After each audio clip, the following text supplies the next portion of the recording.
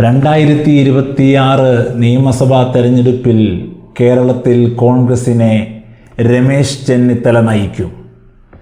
ഏറ്റവും ഒടുവിൽ നമ്മൾ കാത്തിരുന്ന ആ വാർത്ത പുറത്തേക്ക് വരുന്നു.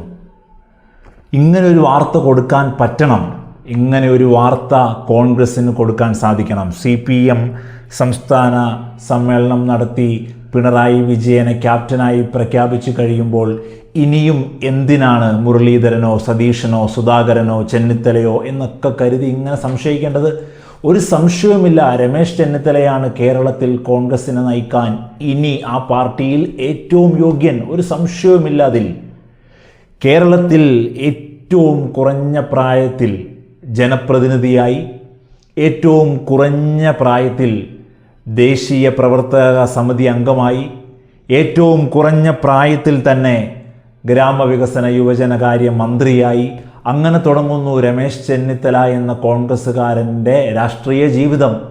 1982 ഇന്ദിരാഗാന്ധി ഹരിപ്പാട് തൻ്റെ നിയമസഭയിലേക്കുള്ള മത്സരത്തിൻ്റെ മുഖ്യ പ്രചാരകയായി എത്തിയത് രമേശ് ചെന്നിത്തല തന്നെ പല പ്രാവശ്യം പറയുന്നത് നമ്മൾ കണ്ടിട്ടുണ്ട്. 1984 അദ്ദേഹത്തിൻ്റെ വിവാഹത്തിന് രാജീവ് ഗാന്ധി വിവാഹമോതിരം ഇങ്ങനെ അണിയിച്ചു കൊടുക്കുന്നത് അടക്കമുള്ളത് നമ്മളെല്ലാം സോഷ്യൽ മാധ്യമങ്ങളിലൂടെയും എല്ലാം പിന്നീട് കണ്ടതാണ്. രമേശ് ചെന്നിത്തല പല ആവർത്തി പറഞ്ഞുമൊക്കെ. അപ്പോൾ രമേശ് ചെന്നിത്തല കേരളത്തിൻ്റെ രാഷ്ട്രീയത്തിൽ മാത്രമല്ല ദേശീയ രാഷ്ട്രീയത്തിൽ പോലും രമേശ് ചെന്നിത്തല ഇങ്ങനെ വർഷങ്ങളായി നിറഞ്ഞു നിൽക്കുന്നു എന്നുള്ളതാണ്.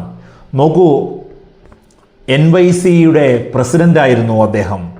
NSUവിൻ്റെ അഖിലേന്ത്യാ സമ്മേളനത്തിൽ രമേശ് ചെന്നിത്തല ഹിന്ദി ഭാഷയിൽ 3 മണിക്കൂറോളം പ്രസംഗിച്ചു.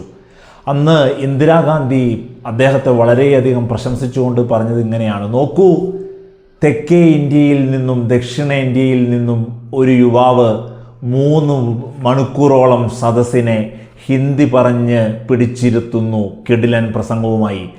കോൺഗ്രസിൻ്റെ ദേശീയോദ്ഗ്രഥനം എത്രമേൽ വലുതാണ് എന്ന് നിങ്ങൾ നോക്കിക്കാണൂ എന്ന് പറഞ്ഞാണ് രമേശ് ചെന്നിത്തലയെ അന്ന് ഇന്ദിരാഗാന്ധി പ്രശംസിച്ചത്.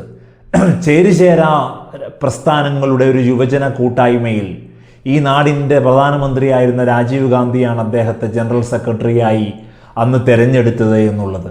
അങ്ങനെ AICC-യുടെ സ്വതന്ത്ര ചുമതലയുള്ള സംസ്ഥാനങ്ങളിൽ സ്വതന്ത്ര ചുമതലയുള്ള സെക്രട്ടറിയായി നിരവധി സംസ്ഥാനങ്ങളിലാണ് രമേശ് ചെന്നിത്തല പ്രവർത്തിച്ചിട്ടുള്ളത് എന്നും നമുക്ക് കാണാൻ സാധിക്കുന്നതാണ്.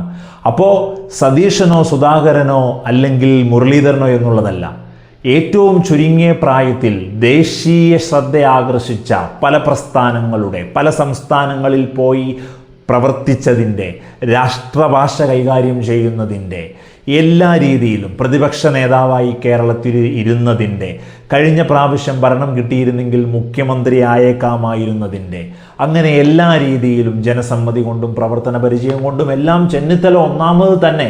ചെന്നിത്തലയെ പ്രഖ്യാപിച്ചാൽ ഏറ്റവും നല്ല തീരുമാനമായി വരും എന്നുള്ളതിലും ഒരു സംശയമില്ല.